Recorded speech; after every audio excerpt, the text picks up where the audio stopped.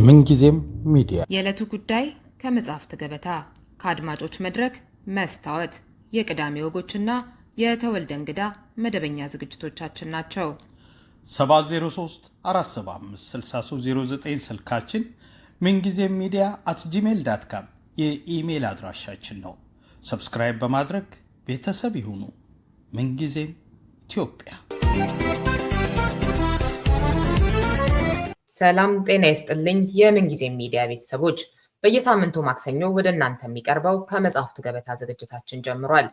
በዛሬ የጥቅምት 11 2018 ዓ.ም ዝግጅታችን ውይይት የሚደረግበት መጽሐፍ ያለፉት ጥቂት ቀናት በትረካ ስናስደምጣችሁ የነበረው ሀገረ ካኦፒ ነው። የሰብአዊ መብቶች ባለሙያው አቶ ያሬድ ኃይለማርያም እና ራሱ ጸሐፊው ፖለቲከኛው አቶ ልደቱ አያሌው እንግዶቼ ናቸው። ፕሮግራሙን አዘጋጅቼ የማቀርብላችሁ ርዕዮት አለሙ ነኝ። እንድትከታተሉ እንጋብዛለሁ። እንግዶቼ ግብዣዬን ተቀብላችሁ ስለተገኛችሁ በጣም አመሰግናለሁ። ስለጋበሽን እግዚአብሔር ይስጥልን። አመሰግናለሁ ርዕዮት። እናመሰግናለን።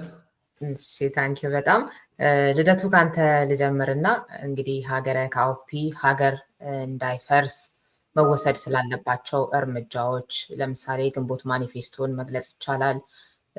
ከዛ በኋላም ደግሞ እርምጃዎቹ ሳይወሰዱ ቀርቶ ቢፈርስ የጃይካ ቃል ኪዳንን መጥቀስ እንችላለን። እንደገና ለመገንባት መደረግ ስላለባቸው ድርጊቶች በሚገባ ያሰብክበት መሆኑን የሚያሳይ መጽሐፍ ነው።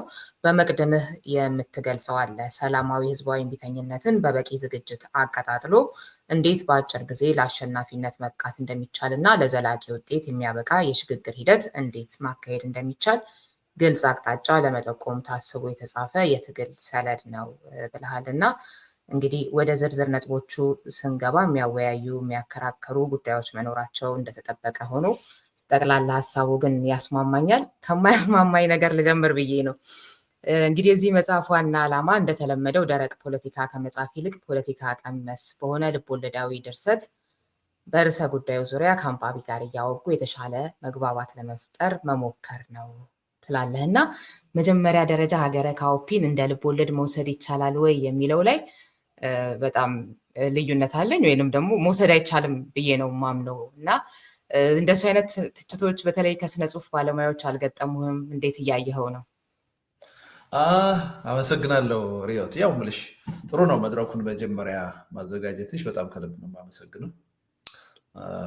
ሌሎችም እንዲህ እንዲያደርጉ ነው የምጠብቀው ማለት ነው። ትችት መቅረብ አለበት እና በዛ ላይ መወያየት መቻል አለብን እና ጥሩ ጅምር ነው የጀመርሽው። ሌሎችም ቢቀጥሉበት ጥሩ ነው። አለ የሱ አይነት እይታ አለ። ግን እኔ ሁለቱንም ነገሮች ግንዛቤ ውስጥ እንዲገቡ ነው የምፈልገው። አንደኛ እንዲሁ ዝም ብሎ ተነጥሎ በልብ ወለድ ጉዳይ ላይ ብቻ አተኩሮ የተጻፈ መጽሐፍ እንዳልሆነ ይዘቱም ግልጽ ነው። እኔም ያን ነገር ያደረኩት ሆን ብዬ እንደሆነ እየገለጽኩ ነው። አሁን መግቢያ ላይ እንዳነበብሽው ይሄ ጉዳይ ከኢትዮጵያ ሪያሊቲ ጋር ከኢትዮጵያ ነባራዊ ሁኔታ ጋር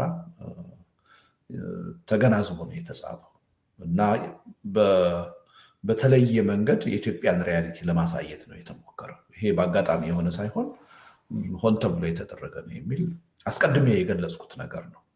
ፖለቲካ መሆኑ ሳይሆን ፖለቲካውን ያው ልቦለድ ስንል የልቦለድ ለምሳሌ የዳበረው ገጸ ባህሪ ሊሆን ይችላል።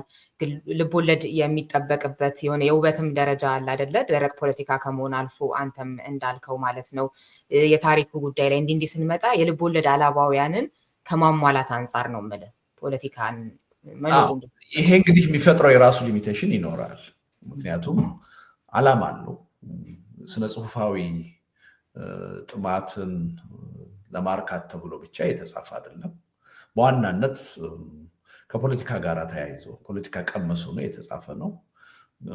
ፖለቲካን ብቻ ሳይሆን ደግሞ ከኢትዮጵያ ሪያሊቲ ጋር ተገናዝቦ የተጻፈ ነው እና እንዴት የተሻለ ኮሚኒኬሽን መፍጠር ይቻላል ከሚል ጭንቀት የመነጨ እንደሆነ በግልጽ አስቀምጫለሁ። ስለዚህ ይሄ ራሱ የሚፈጥረው ውስንነት ሊኖር ይችላል። ግን ደግሞ በሌላ በኩል ደግሞ ፒውርሊ ከኢትዮጵያ ሪያሊቲ ጋር አንድና አንድ ሆኖ ደግሞ እንዳይታይ የማድረግ ጥረት ደግሞ አድርጌያለሁ።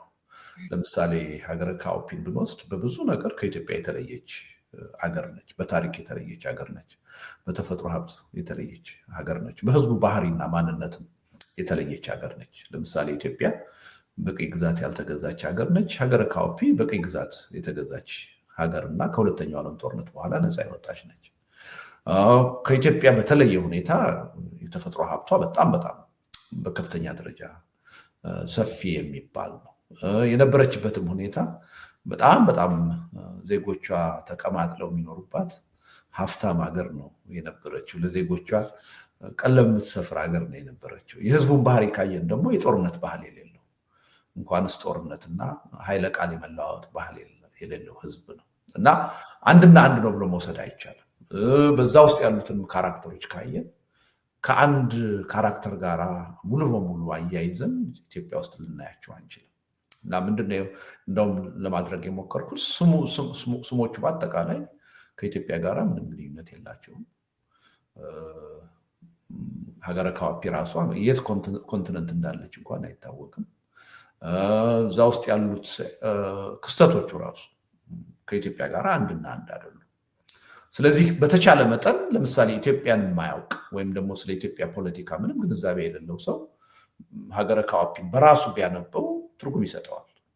አንድ በአግባቡ ያልተያዘ አገርና ህዝብ ወይም ፖለቲካ ሄዶ ምን አይነት አደጋ ሊገጥመው እንደሚችል አስተማሪ የሆኑ ሁነቶች እዛ ላይ ተካተዋል የሚል እምነት አለ። ያ መደረጉ ደግሞ የራሱ ጥቅም አለው ብዬ አስባለሁ። ያው ያሬድ እዛ የምረቃው ስነስርዓት ላይ እንደተናገረው በቀጥታ የሰዎችን ስም እየጠሩ ወይም ደግሞ በቀጥታ ከኢትዮጵያ ሪያሊቲ ጋር አንድና አንድ ሆኖ በጥሬው ቢጻፍ በይዘቱ ላይ ከማተኮር ይልቅ በሰዎች ላይ የማተኮር ጉዳይ ይሆንና ትንሽ ያው የታሰበውን ዓላማ እንዳይመታ ሊያደርገው ይችላል የሚል። ስለዚህ በዚህ መሀል ያለ ነው እና እንትኑን ኮንቬንሽናል የሆነ የአጻጻፍ ስልት ነው የተከተለው ልል አልችልም። ቅድም እንዳልኩሽ ከጭንቀት የመነጨ ስለሆነ ለየት ያለ የራሱን ባህሪ ይዞ መጥቷል ብዬ አምናለሁ። ይሄ ደግሞ የተለመደም ነው የሚል እምነት አለኝ። አሁን በሀገራችን የሚታወቁትን ፖለቲካ ቀመስ የሆኑ ልቦለዶች ከወሰድን በዓሉ ግርማ በጣም በጎላ ሁኔታ የሚታወቅ ነው። ኦሮሚያን ብንወስድ እዛ ላይ ኢትዮጵያ አልተቀየረችም፣ ቦታዎቹ አልተቀየሩም። እንኳን ቦታዎቹ የነበሩት የፖለቲካ ክስተቶች ለምሳሌ የቀይ ኮከብ ዘመቻ እንዳለ ነው የተጠቀሰው እና በዓሉ ግርማ ሲፈልግ አንዳንዶቹን ካራክተሮች ልቦለድ ያደርጋቸዋል፣ በእውኑ በገሃዱ ዓለም የሌሉ ያደርጋቸዋል። አንዳንዶቹም ደግሞ ያሉትን በስም ጠቅሶ ያቀርባቸዋል። ለምሳሌ ጓድ ሊቀመንበር መንግስቱን በስማቸው ጠቅሶ ያቀርበዋል እና የራሱን ስልት ነው። እኔ ከኦሮማይ በብዙ ርቀት በላቀ ይሄኛውን ልቦለዳዊ ይዘት አለው ብዬ አምናለሁ። በብዙ ነገር ከኢትዮጵያ ሪያሊቲ የተለዩ ነገሮች አሉ የሚል እምነት አለኝ። ግን እንዲገናኙ ደግሞ ሆን ተብሎ ተደርጓል። ምክንያቱም የጸሐፊው ዓላማ አሁን ኢትዮጵያውያን ካለንበት ሁኔታ የተለየ መስመር ካልተከተል ምን ሊገጥመን እንደሚችል ማሳየት ነው። ከዚህ ደግሞ ልንወጣ የምንችልበት መፍትሄ ምን እንደሆነ መጠቆም ነው። ግን ይሄ ሲደረግ በተለመደው የአጻጻፍ ስልት እንዲሁ ደረቅ ፖለቲካ ከመጻፍ ሁለቱን ነገሮች አቀናጅቶ ወይም ቀይጦ ማቅረብ ቢቻል የተሻለ ተግባቦት ይፈጥራል ከሚል እሳቤ ነው። እውነቱን ለመናገር እርግጠኛ አልነበርኩም ሪሊ ይሄን ያሰብኩትን ዓላማ ያሳካል ወይ ይሄ ጉዳይ የሚል ጥያቄ ነበረኝ ራሴ እና መጀመሪያ ታስታውሽ ከሆነ መጽሐፉ ይፋ ከመሆኑ በፊት አብረን የምናየው ነው ውጤቱን ነበር የምለው እንጂ በእርግጠኝነት ይሄ የተሻለ ነው ለውጥ ያመጣል የሚል እርግጠኝነት አልነበረኝም። ከተሰራጨ በኋላ ግን ካየሁት ስነሳ ወይም ደግሞ የገጠመኝን ፊድባክ ሳየው የተሻለ ሆኖ ነው ያገኘሁት። በእርግጥ ብዙ ሰዎች እንኳን በዚህ መልኩ ጻፍከው እንዲሁ ደረቅ ፖለቲካ ወይም ሁልጊዜ እንደምትጽፈው ቢሆን ኖሮ በዚህ መጠን ሰዎች ላያነቡት ይችሉ ነበረ እና የተሻለ ነው ብለን አምነናል የሚል ፊድባክ ነው እያገኘሁ ያለሁት እንጂ እኔ ራሴ እርግጠኛ አልነበርኩም። ያው እንዳልኩሽ ከጭንቀት የመነጨ ነው፣ አዲስ ነገር ነው እና በውጤቱ ላይ እርግጠኛ አልነበርኩም። አሁን ግን ጥሩ ነው የሚል አስተሳሰብ ላይ ደርሻለሁ። እሺ፣ ምናልባት በደንብ ሀሳቤን እንድታገኘኝ በዚህ መልክ መጻፉ መጥፎ ነው አይደለም።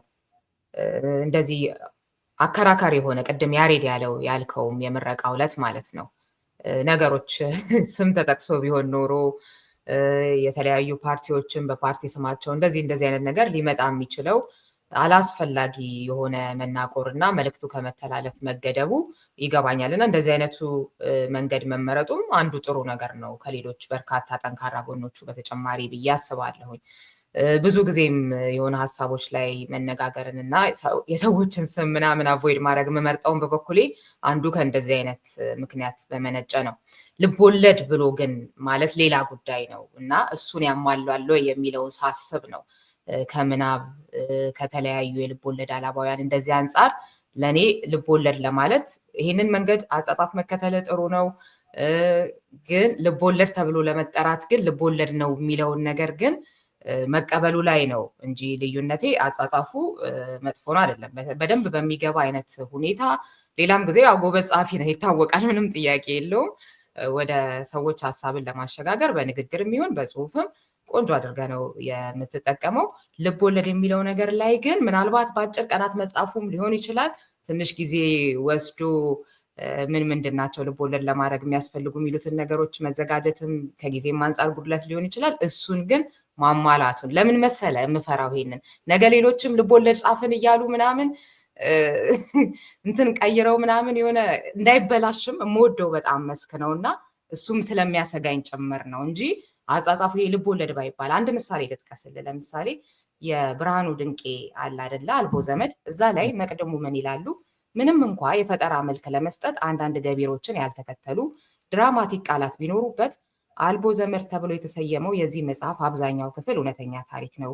ግን በታሪክ ውስጥ የተጠቀሱት ሰዎች ግልጽ በሆነ ምክንያት ስማቸው ተለውጧል። እንዲህ እያሉ የሚገልጹት ነገር አለና ያው እንደው ቢያንስ እንደዚህ አይነት ነገር ቢባል ልቦለድ ባይባል አይነት ነገር ነው። ለማንኛውም እዚህ ላይ ብዙ አንቆይበትም፣ ግን የሆነ ምላሽ መስጠት የምትፈልገው ነገር ካለ ወደ ያሬድ ከመሄዴ በፊት ይቻላል።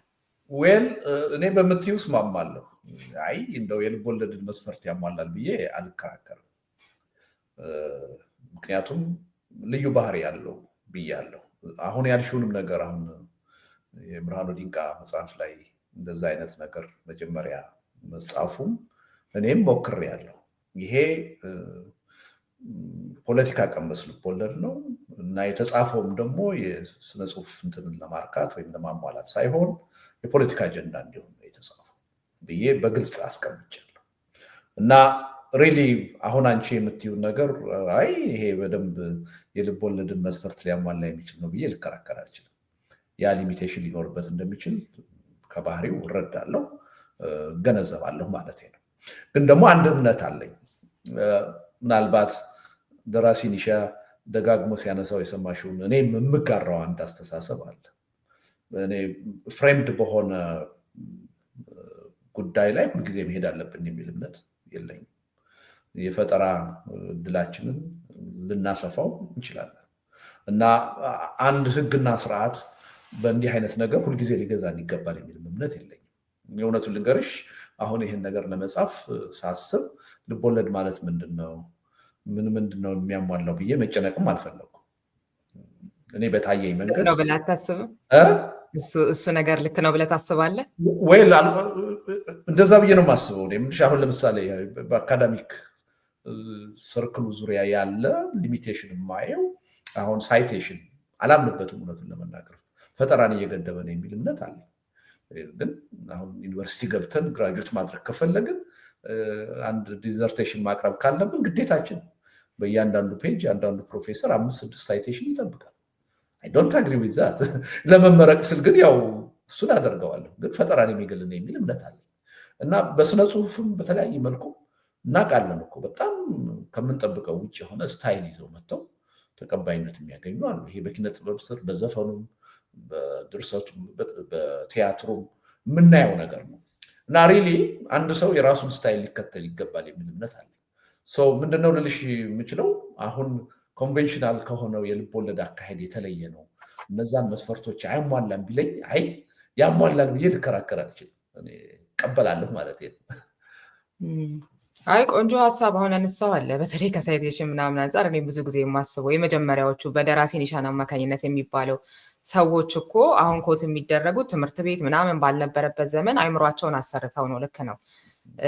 እና ሁል ጊዜ የሆኑ ሰዎች ሀሳብ ላይ ብቻ ተንጠልጥሎ እነሱን ኮት እያደረጉ መኖር አያስፈልግም። የራስንም ፈጠራ ማሳደግ ግን ያው የሌሎችን ሀሳብ ማየት፣ ማንበቡ፣ ምናምን ማዳመጡ ደግሞ የበለጠ ያንን ለማድረግም የሚረዳ ነገር አለው። እንደገና ደግሞ ሁሌም የተወሰነ አይነት የተቀነበበ ህግ ውስጥ ሳይሆን ከህግም አፈንግጦም ደግሞ የሚሰሩ ደግሞ ስራዎች አሉ፣ ኪነጥበባዊ ስራዎች።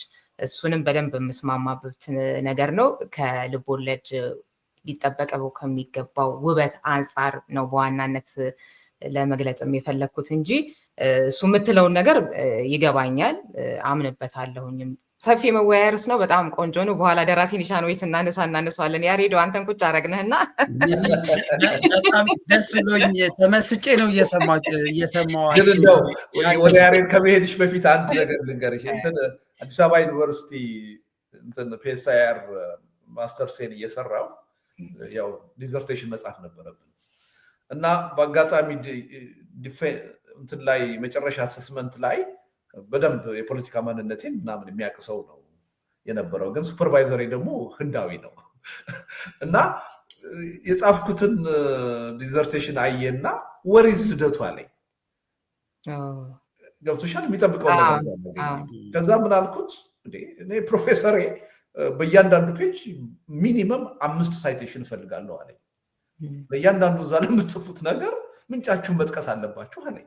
ስለዚህ እኔ እንዴት እዛ ውስጥ ልታገኘ ትችላለህ አልኩት። ገብቶሻል አባባሌ? ወዝ ቻሌንጅ ለእኔ እና እንዲህ አይነትም ነገር አለ ማለት ነው። እና ራሱን ችሎ ራሱ ልንወያይበት የሚገባው ነው። በጣም አሪፍ ነገር ነው። ደራሲ ኒሻንም ያነሳዋል እሱን ነገር እና ያሬድ ደግሞ ትንሽ እስኪ ምናልባት እዚህ ላይ መጨመር የምትፈልገው ነገር ስላለ። እኔም ሳነብ የመጀመሪያው ገና ልክ ጀምሬ ትንሽ የኢትዮጵያን እውነታዎች የሚመስሉ ነገሮች ላይ ስደርስ ቆም አልኩና ለምን ልቦለድ ማድረግ አስፈለገ የሚለውና በኋላ የመለስኩት ልደቱ የጠቀሰው ነገር የመጣልኝ እሱ ነው። መጽሐፉን አቁሜ ሙግት ነው የጀመርኩት። እንዲህ አይነት የአንቺም ጥያቄ መሬት ላይ ያፈጠጠ እውነት የሚታወቁ ሰዎች ስማቸው ተቀይሮ ሙሉ በሙሉ እዛ ላይ ያለው የሀገረ ካኦፒያ እንትን ኢትዮጵያን አይመስልም። የቅኝ ግዛት የምናምን የሚለው ታሪክ እሱ ካልተጨመረ ፊክሽን አይሆንም። ግን ደግሞ ውስጥ ያሉትን ልደቱን ቁልጭ ብሎ ታይዋለሽ። የሆነ ቦታ ላይ ፕሮፌሰር መስፍንን ልታይ ትችያለሽ፣ መራራ ልታይ ትችያለሽ፣ የሆነ ሰውን ልታይ ትችያለሽ፣ እዛ ውስጥ አብይን ልታይ ትችያለሽ። እና እሱን ስታይ ደግሞ ስትራግሉ ለምን ልቦለድ ማለት አስፈለገ ነው። ለእኔ ግን ገዢው ሀሳብ አንቺ ያነሳሽውንም ጥያቄ የሚመልሰው አላማው ነው። ልደቱ ምርጥ የልቦለድ ጸሐፊ የመሆን እቅድ ይዞ አይደለም የጻፈው። ኦኬ፣ ልቦለድ የሚጽፉ ሰዎች አንቺ አሁን አይምሮሽ ውስጥ ሪፈር የምታደርጊያቸው ሁሌ የመጽሐፍ ግምገማ ርዕስሽም ላይ ምርጥ የልቦለድ ደራሲዎችን ታመጪና በዛ ስታንዳርድ ውስጥ የስራቸውን ውበት እነሱ አላማቸው እኮ የታወቁ ምርጥ ከነ ሽኒ ሸልደን ጎን አንድ ቀን ሊያመጣቸው የሚችል ምርጥ የልቦለድ ስራ ሰሪዎች የመሆን ሀሳብ ሲኖርሽ፣ በአካዳሚክ ወርልድ ውስጥ ደግሞ እስከ ፕሮፌሰር ድረስ ጥግ ድረስ ሄደሽ የአካዳሚክ ሪሰርች የመስራት እንትን ኮሚትመንት ውስጥ ስትገቢ እነዚህ አንቺ የምታያቸው ህጎች ገቨርን ያደርጉሻል። አይ ብቻ ግን አይደለም እንዴ! በጣም ወደው ሙያ በጣም እየደፈራችሁት ነው። ግን ልደቱ ይህንን የጻፈው ለእኔ እዛው የመጽሐፍ ግምገማው ላይ ያልኩት የትግል ጥሪ ነው። ግን ባፈጠጠ እውነቱ የኢትዮጵያን ዛሬ ላይ ያለውን እውነት ገሌ ገሌ ገሌ ገሌ እያለ ከጻፈው ይሄን ያህል መወያያ አይሆንም። በነገራችን ላይ ይሄው ይሁን እኮ ልቦለድ ብቻ ሳይሆን የሆነች አይነት እንትን ሰጥቷት ይለፍ ነው እንጂ ይሄው እኮ አሁን ለአንቺ ነው ጥያቄ ያለኝ። በልቦለድና በእውነተኛ ድርሰት በተፈጠረ ድርሰት መካከል ሌላ ምንድን ነው ያለው ደሴት? ምን የሚባል የስነ ጽሁፍ ርዕስ አለ? ልቦለድ ባይለው ልደቱ ይሄንን ምን አይነት ስም ሊሰጠው ይችላል? ልትረጅ እኔ እንዲሁ ለማወቅ ስለፈለግኩ ነው። ለምሳሌ ቅድም ለማድረግ ነው ምን አይነት በዚህ በድርሰት እንትን ውስጥ ምን የሚባል ርዕስ ሊሰጠው ይችላል? እነዛ የተፈጠሩት ፊክሽን ገጸ ባህሪያቶች አሉ። በፊክሽን ዓለም የተፈጠረች አገር አለች። የደራሲው ባይምሮ ስሞቹ ሰምተናቸው ማናቅ፣ በፊልምም በጽሁፍም አይተናቸው ማናቅ። እኔ አንዱ ያስደምኝ ነበር። አሁን እኔ ቁጭ ብዬ ባስብ እንዲህ ያለ ስሞች ይመጡልኛል። እንዴት ነው ቃላቶቹን እያገጣጠምኩ ምናምን እያልኩ እና እነዚህን አይነት የልብ ወለድ ነገር ያለበት ግን ደግሞ ከነባሪያው እውነታ ጋር በጣም አታችድ የሆነን ስራ በምን ቃል ሌላ መገለጫ ካለው አይ ቲንክ በዛ ስሜት ጠርተነው ልንሄድ እንችላለን ልልሽ ነው። እሱ መገለጫ ስለሌለው ልብ ወለድ ነው ይባላል አይባልም? መጀመሪያ ማለት ነው የሆነ ነገር ለልደቱ ልብ ወለድ ይባላል አይባልም የሚለው አሁን ራሱ የሚያስጨንቀው አይመስለኝም ሳየው። ግን ያስጨንቀኛል ማለት መጨነቅም አለብን ማለት እንደ ሙያ ውስጥ ማለት ነው። አንድን ነገር የሆነ ስታንዳርድ አለ፣ ከስታንዳርድ ማፈንገጥ አለ ምናምን አይደለ? ግን መጀመሪያ ደረጃ መሆን ያለባቸው ነገሮች አሉ። እነሱን አድርገህ ደግሞ ማፈንገጥ ሌላ ጉዳይ ነው አይደለ? ግን አያስጨንቀንም ካልን ለምን አያስጨንቀንም? ስሙን እስከጠራን ድረስ ሊያስጨንቀን ይገባል። እንደገና ቅድም የጠቀስኩት የብርሃኑ ድንቄ ለዛ ነው። አትሊስት እንደዚህ አይነት ነገር በመቅድሙ ላይ ቅድም ያነሳዋል ልደቱ የዘረዘረው ነገር ማለት ነው አይደለ? እሱም ሆኖ ግን ልብ ወለድ መሆኑን አስረግጦ ፖለቲካ ቀመስ ብሎ ለዛውም ፖለቲካን ቀመስ አድርጓት ማለት ነው ልብ ወለድ ነው ብሎናል። እሱ አይደለም ነው የኔ ደግሞ አርጊውመንት አይደለም። ስለዚህ ቢያንስ እሱን ትቶት እንዲህ ተለውጧል፣ ሀገሩም ሀገረ ጋሆፒ ምናምንም ያው መሬት ላይ የሌለ ነገር ነው እንዲች የሆነች መግለጫ ነገር ሰጥቶ በዛ መልኩ የቀረበ መሆኑን የግድ የሆነ ነገር ውስጥ ካልገባ የግድ የሆነ ስያሜ መስጠት አለበት እዛ ውስጥ የሌለ ማለት አይደለም። እና እሱም ብሎ ማለት ይችላል። እንግዲህ ልክ እንትን ነው የማኪያቶ ነገር ቡናም አይደለም ወተትም አይደለም። ስለዚህ ግማሽ ልቦለድ ግማሽ ደግሞ ምናምን ብሎ በሆነ መንገድ ሊገልጸው ይችላል። ግን ትልቁ ነገር ልደቱ ያለው የልቦለድ ክራይቴሪያ ምንድን ነው ብዬ ቼክ ማላረኩም። ምክንያቱም የሰዎችን በልቦለድ ታሪክ ውስጥ መስጦ የሚያስተምረውን ማስተምሮ ምናምን አንድ ጥሩ የልቦለድ ድርሰት አበርክቶ አይደለም አላማው። ብዙ ጊዜ አላማው የምትነሽበት አላማ ገቨርን ያደረግሽ እንትን ይይዝሻል፣ መዳረሻሽን ይይዘዋል። እና ልደቱ በእውነተኛው እንዳይጽፈው ቅድም እኔ ያልኩት ነገር በጣም በእርግጠኝነት ወይ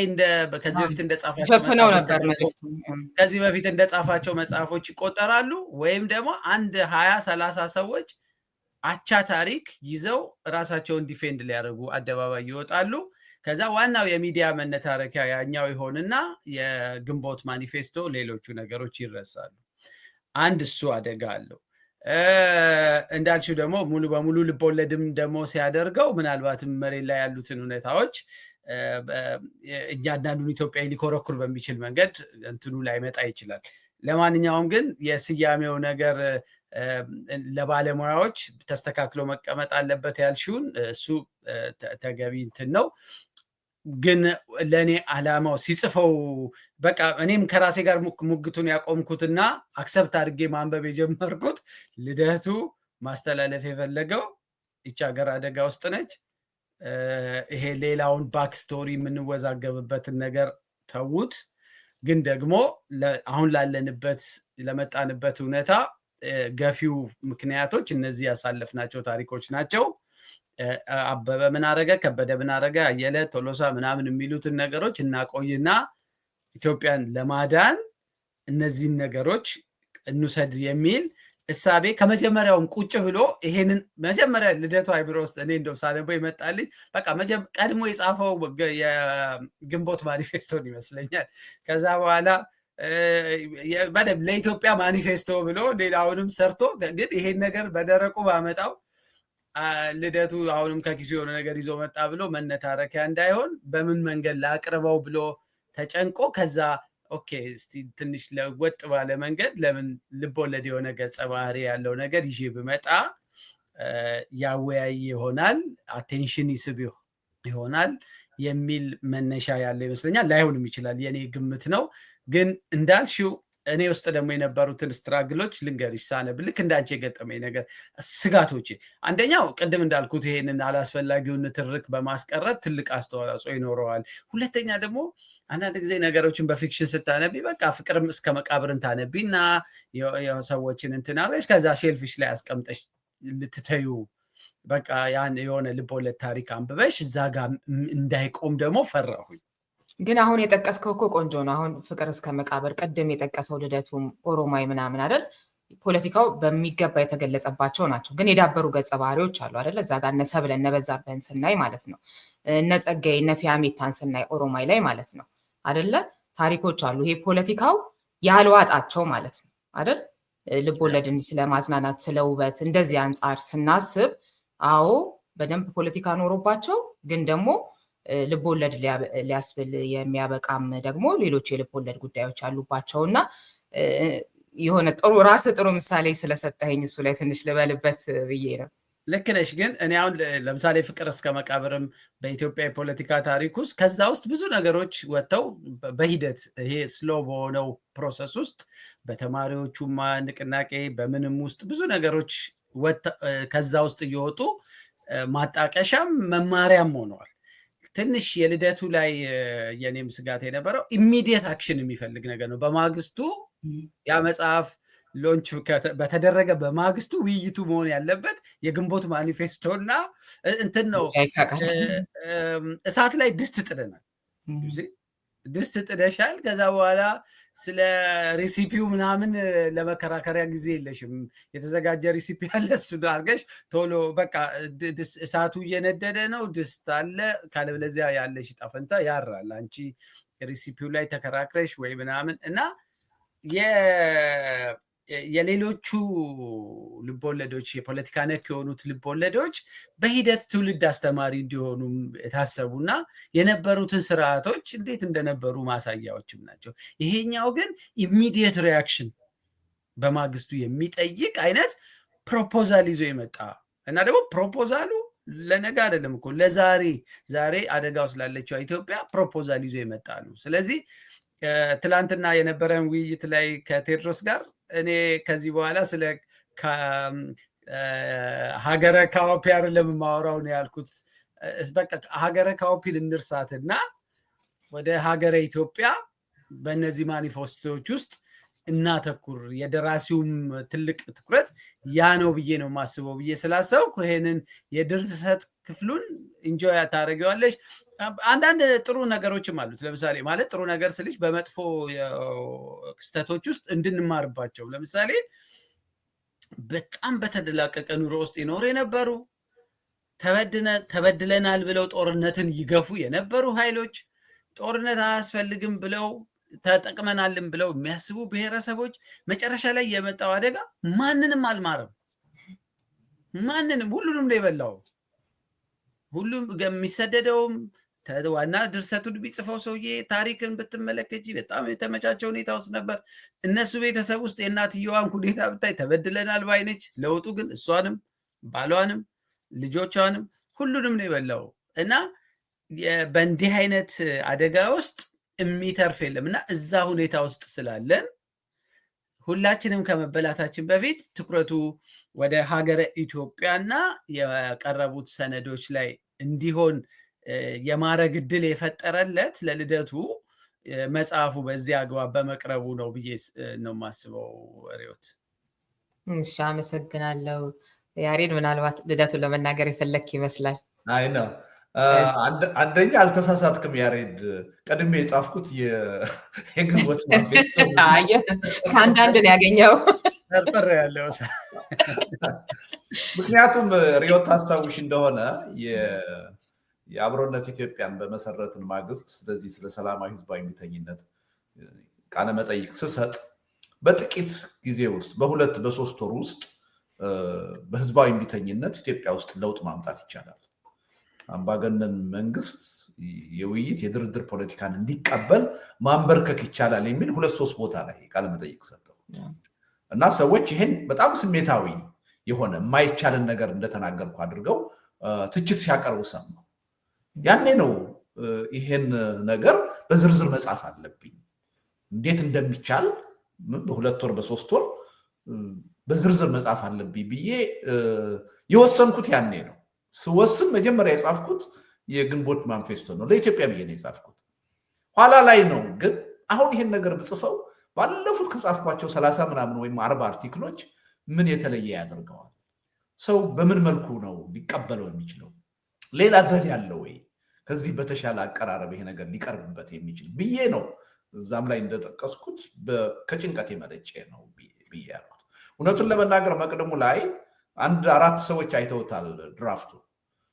አሁን ሪዮት የምትዩን ነገር ቃል በቃል ጽፌው ነበር። ይሄ የስነ ጽሁፍ መስፈርትን የሚያሟላ አይደለም።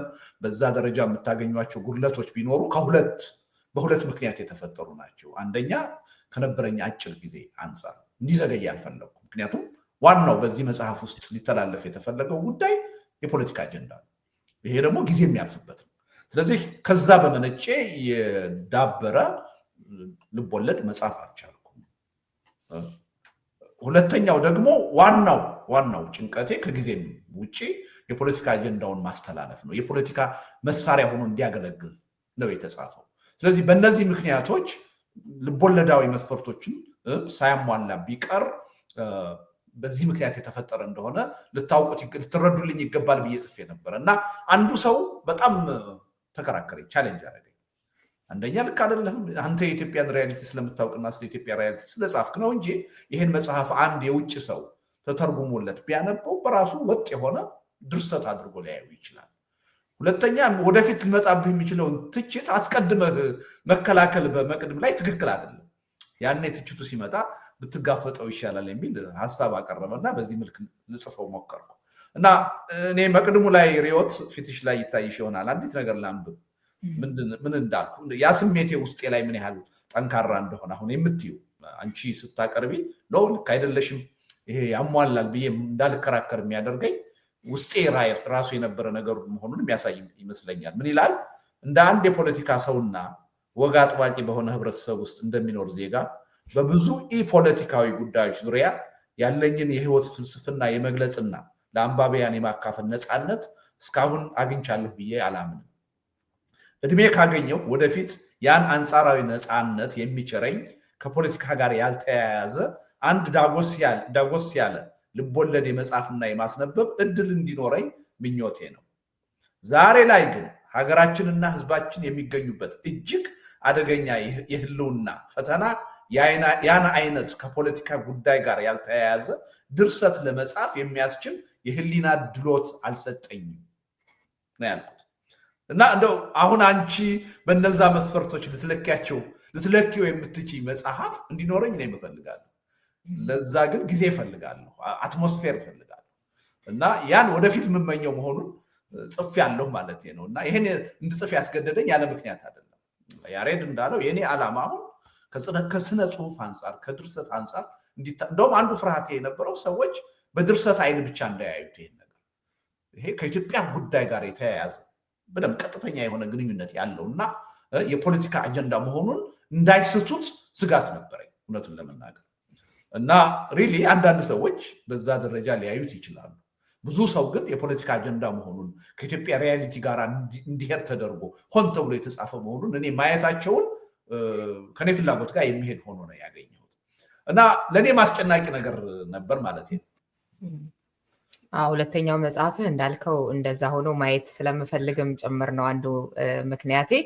እንደዛም ይሆናል በደንብ ጊዜ ወስደህ ብዬ አስባለሁኝ። አሁን ሀገረ ካኦፒ ውስጥ እንግዲህ ቅድም የጠቀሳቸው ያሬድን ጨምሮ በርካታ ትምህርቶችን ልንወስድ እንችላለን። የሚመጣው ጥፋት ለማንም የሚበጅ ማንንም የሚያተርፍ አይደለም የሚለውን እና በተለይ መግቢያ ላይ ያልኩት ሁለቱንም ነገሮች፣ አንደኛ ጭራሽ ሳንወድን በፊት መወሰድ ያለባቸውን እርምጃዎች፣ ሁለተኛ ደግሞ እንደው አያምጣውና በዚህ ከሄድን ያው አይቀርምና እንደው ከመጣስ እንደገና ሀገር መስራት የሚባለውን ነገር በተመለከተም እሱንም ጭምር የሚያመለክት ነውና ከዛም አንጻር ወድጀዋለሁ። በቃ አለቀ ደቀቀ ብሎ አያቆምም። እንደው ካለቀ ነገር ላይ መነሳት ራሱ እንዳይሆን እንፈልጋለን፣ እንዳይሆን መስራት አለብን፣ እንደው ቢሆን ራሱስ የሚለው ነገር እና ያሬድ ደግሞ እስኪ ሌሎች መነሳት ያለባቸው ሀገረ ካኦፒ ላይ ብዙ ነገሮች አሉ፣ ግን ያው በዚህ ፕሮግራም የተወሰነ ስለሆነ ሊነሳ የሚችለው ያንተ እንዳሰሳ አንድ ሁለት ብለህ አቅርብልን እና ደግሞ እሱ ላይ እንወያያለን። እሺ፣ ሌላው የመሰጠኝ እዛ መጽሐፍ ውስጥ አንዳንድ ጠንከር ያሉ ይሄ እኛም ማህበረሰብ ውስጥም ያለውን ዲቤት በቤተሰብ ውስጥ ለምሳሌ በደራሲው አባትና እናት በጀነራሉ ቤተሰቦች ውስጥ የነበረው በባልና ሚስቶቹ መካከል የነበረውን ክርክር በየቤቱ አፍጦ ለምሳሌ ከተለያየ ብሔረሰብ የተጋቡ ከትግራይና ከአማራ የተጋቡ ቤተሰቦች ከትግራይና ከኦሮሞ በኦሮሞና ከአማራ እንደዚህ የተቀላቀለ ቤተሰብ ውስጥ ያለው የፖለቲካ ፍልሚያ እንዲህ አይነት የብሔር ፖለቲካ ቁልቁለት ይዞሽ ሲወርድ እንትኑ ምንም መቆሚያ የለውም። የሰርክሉ ጥበት ሄዶ ዝም ብሎ ብዙ ጊዜ ዋናዎቹ የብሔርን ፖለቲካ የሚያቀነቅኑ ሰዎች ትላልቁን ክብ ነው የሚያዩት። የአማራ የኦሮሞ ምናምን ብለው የትላልቁን የብሔር ብሎክ ነው የሚያስቡት። ግን እነሱ ከጀመሩት በኋላ ግን ምንም ኮንትሮል የላቸውም። ያ የብሔር እንትን ወደ ትናንሽ ሰርክሎች ሄዶ ቤተሰብ ውስጥ ራሱ አብረሽ ገበታ የማትቀርቢበት በነገራችን ላይ በትግራይ ጦርነት ምክንያት የተፋቱ የቅይጥ ብሔር ተወላጆች ሰዎች እንዳሉ አውቃለሁ። የሚገርምሽ በደንብ ነገር በዚህ በጦርነቱ ምክንያት እሷ እንደዚህ አይነት አቋም ያዘች፣ እኔ እንደዚህ አይነት አቋም ያዝኩኝ፣ በዚህ ምክንያት መቀጠል አልቻልንም ብለው የተለያዩ ቤተሰቦች አውቃለሁ። እና እንደውም የኛ የሀገረ ካኦፒያ እንትን ከቁጥሩም ከብሔረሰቡም ቁጥር አንጻር ምናምን ስትመለከችው ከህዝቡን ቁጥር አንጻር ያን ያህል እንትን አለ። የኛ ደግሞ ከዛ በብዙ እጥፍ ዲፕ የወረደ ነው እና እዛ ላይ እዛም እንደዚሁ 3 ብሔሮች በጣም ዋና በጥባጭ ሆነው የተቀመጡበትን በሁሉም በፖለቲካው ውስጥ በስልጣኑ ውስጥ በኢኮኖሚ ውስጥ ያለውን እንትን እሱን ዳይሬክት ሪፍሌክሽን እዚህ ታያለሽ። ግን የኔ እንትን ከሀገረ ካኦፒያም ኢትዮጵያ ውስጥ ያለው ሁኔታ በጣም ስር የሰደደ ነው እና ምናልባት ኢትዮጵያን ያቆያት ነገር ከዚህ በፊትም በኢንተርቪዎችም በጽሁፍም ደጋግሜ የምጠቅሰው ነገር ከብሔር ይሄ ከተፋለሰው የብሔር ክብ ውጭ ሁሉንም ኢትዮጵያ አቅፈው የሚይዙ እዝጌር ሲያድለን ዲፕሊ ደግሞ ሪሊጂየስ የሆነ ካንትሪ ነው። የሪሊጅን ተቋሙ ኢትዮጵያ ውስጥ የኢትዮጵያን ህዝብ ከፖለቲካ ድርጅቶችም ከብሔርም ከምንም የበለጠ በከፍተኛ የህዝብ ቁጥር የያዙት የሃይማኖት ተቋማቶች ናቸው። ሙስሊሙ፣ ኦርቶዶክሱ፣ ሌሎቹም እምነቶች ያ በብሔር ሲሻኮት ሲጣላ ምን ሲል የነበረው ሰው አርብ ላይ አብሮ ሙስሊሙ ብሔሩን ምኑን ሳያይ አንድ ትልቅ የጋራ ቦክስ ውስጥ ሆኖ ይጸልያል ተንበርክኮ። እሁድ ደግሞ ኦርቶዶክሱ እና እነዚህ የሃይማኖቱ ሰርክል ኢትዮጵያ ውስጥ ይዞ ባያቆየን ኖሮ ድሮ ነበረ በቃ ተጠፋፍተን እናልቅ የነበረው እና እሱን ራሱ ለማሳሳትና ለመበጣጠስ ያልተሰራ ስራ የለም። ግን ስቲል የኢትዮጵያን ህዝብ ሙጫ ሆኖ ብሔሩንም ምኑንም ከእምነቱ ውጭ የሚሻኮትበትን ነገር እየረሳ ሲመጣ መልሶ ያጣብቀዋል። ውጭ ይበታተናል፣ ተመልሶ ሊጸልይ ሲመጣ አንድ ላይ ያጣብቀዋል። ያ ሙጫ ነው የያዘን እንጂ አደጋ ውስጥ የምንወድቅበት እንትን ከሀገረ ካኦፒያም ጋር የሚነጻጸር አይደለም። ኢትዮጵያ ውስጥ ያለው ከሶማሌም ጋር አንዳንድ ሰዎች ከሶማሌም ጋር ያነጻጽሩታል። ከዛም የሚነጻጸር አይደለም። ከብዛታችን አንጻር፣ ከተሰራው ስራ አንጻር የአንዱ ብሔር ጠላት ለማስመሰል ሌላውን ቪክቲም ለማስመሰል አዳዲስ ትርክቶች ለመፍጠር የጭካኔ ጥግ ከሰውነት ያለፈ የጭካኔ ጥግ ለማሳየት የተሄደበት ርቀት የሩዋንዳውም የምኑም አይመስልንም። እኔ ሁሌ የምሰጋው አደጋው የመጣ ቀን እንደ ሩዋንዳም አይደለም የምንሆነው፣ እንደ ሶማሌም አይደለም የምንሆነው፣ አሁን እንደ ሀገረ ካኦፒያም አይደለም የምንሆነው። ሌላ ዓለም ታዝቦ ማያውቀው የዩጎዝላቪያም የራሱ የተለየ አውድ አለው።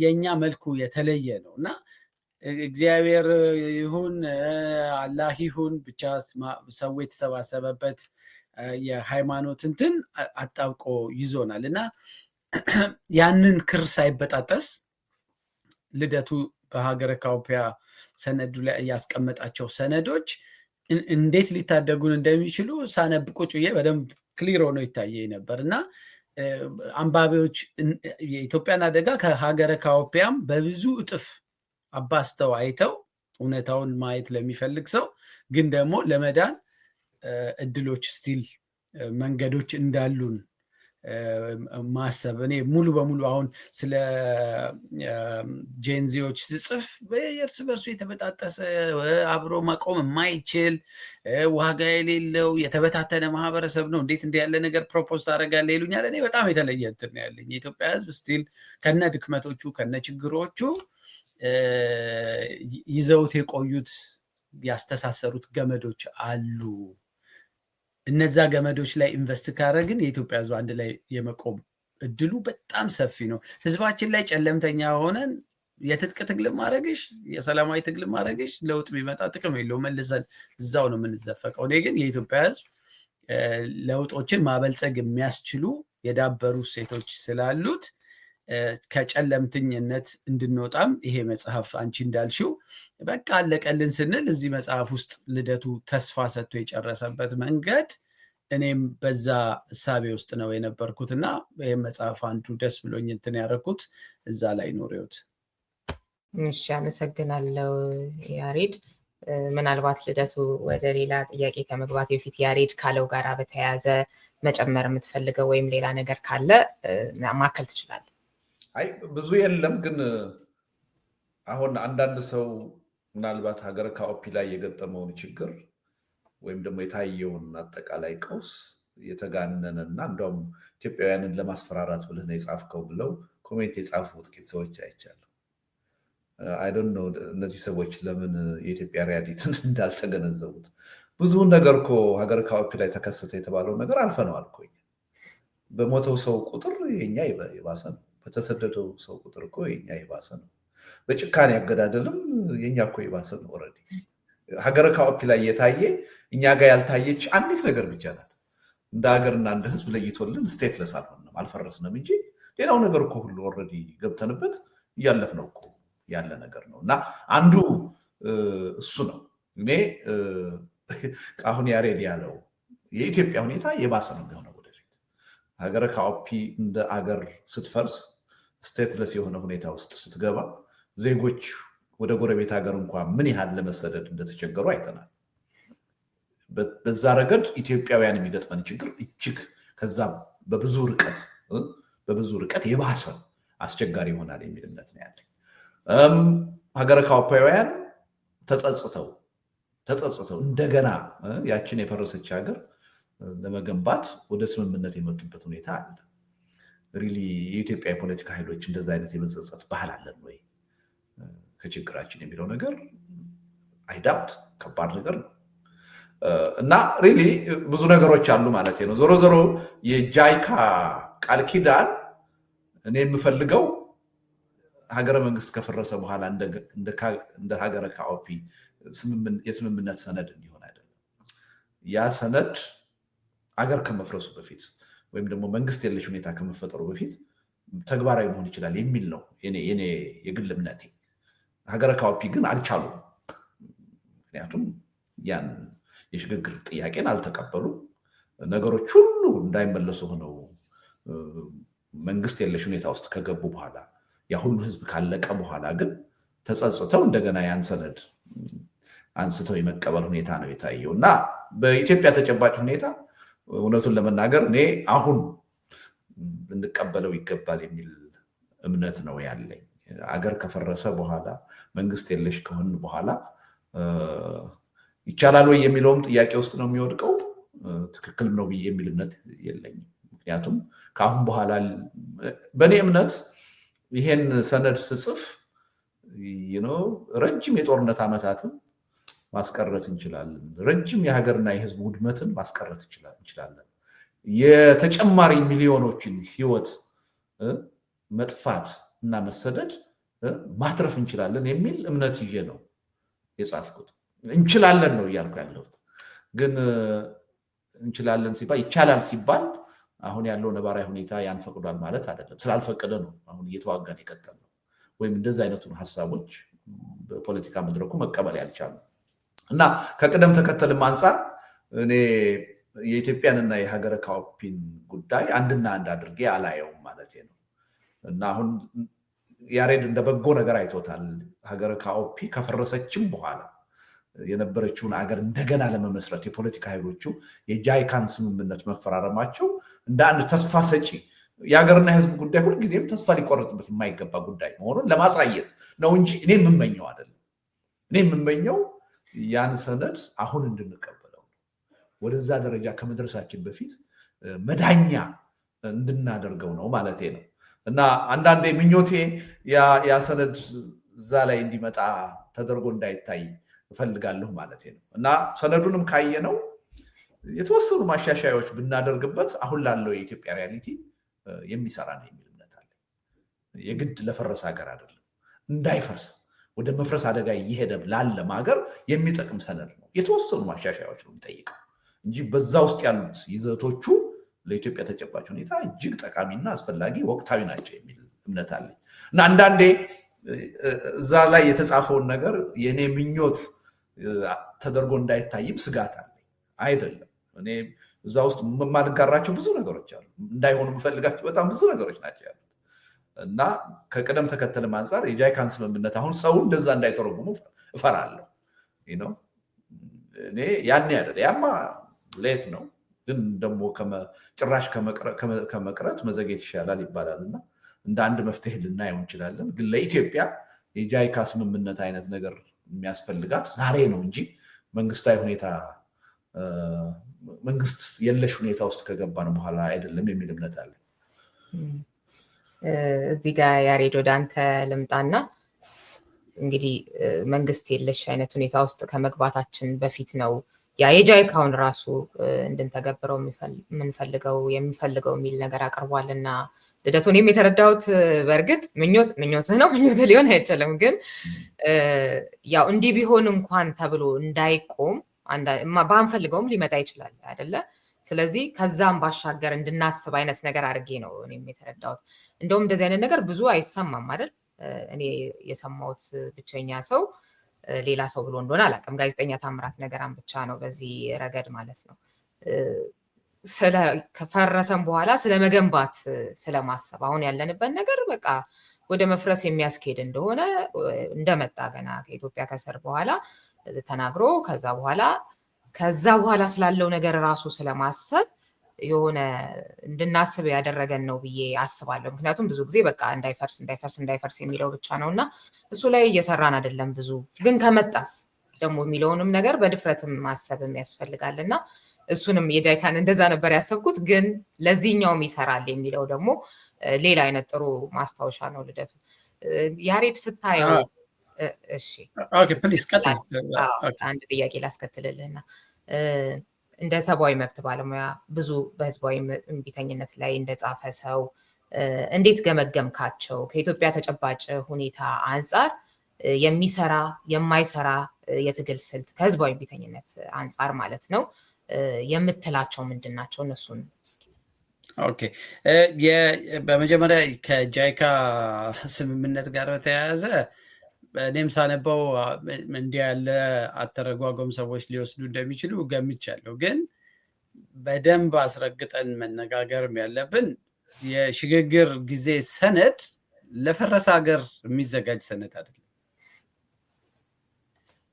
ከኮንፍሊክት ሁኔታ ውስጥ ወጥቶ ዲሞክራሲያዊ ስርዓትን ገንብቼ መቀጠል እፈልጋለሁ የሚሉ ኃይሎች ያንን ሀገር የተረከቡ ኃይሎች አገሩን ይዘው ለመቀጠል መንደርደሪያ እንዲሆናቸው በአንድ ጊዜ ብዙ የዲሞክራሲያዊ ምርጫ ለማድረግ ህገ መንግስት ለመቅረጽ ሌሎች ስራዎች ለመስራት የመደላደያ ጊዜ ስለሚያስፈልግ ያንን የመደላደያ ጊዜ እንዴት እንለፈው ነው።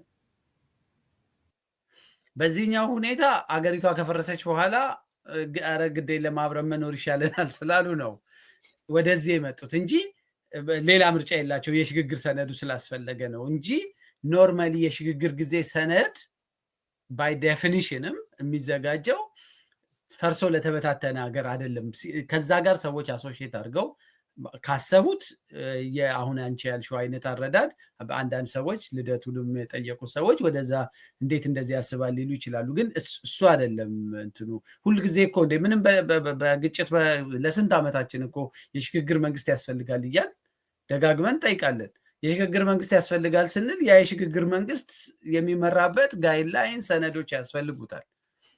ያ ማለት ኢትዮጵያ ምንም ሊያውም አሁን ያለንበት አደጋ ሁሉ ሳይመጣ እኔ ከዛ ገና እና አብይ ሲመጡ ወደ ምርጫ ከመረጧችሁ በፊት የሽግግር መንግስት ነው የሚያስፈልገው ስል ብዙ ሰዎች ይስቁብኝ ነበር። አብይም ራሱ ሆን ብሎ በየሚዲያው የሽግግር መንግስት ወይም እኔ እንደውም መጨረሻ ላይ በጣም እንዴት የሽግግር መንግስት ትሉናላችሁ ምናምን ሲሉ እሺ ግዴ ለማትሊስት ቢያንስ የአሸጋጋሪ ብሔራዊ የሆነ ምክክር ያስፈልጋል፣ የሽግግር ፍትህም ያስፈልጋል። ውስጡ በሽግግር መንግስት ስር ብዙ ጊዜ ከኮንፍሊክት የሚመጣ ሀገር ከሆነ ከግጭት ከመጣሽ የፍትህ ጥያቄዎች ስላሉ እሱን ሁሉ ዲስቶርት ያደረጉት ነበር ሆን ብለው ይሄ ስልጣን ለመንተፍ ነው ምናምን እና ስለዚህ ለማንኛውም ግን የሽግግር ጊዜ ሰነድን ወይም የጃካርታ ስምምነትን ስንፈርስ የምንጠቀምበት ሰነድ አድርገን ለዛ የተዘጋጀ ሰነድ አድርገው ሰዎች እንዳያስቡት ለዛሬ ነው የሚያስፈልገን።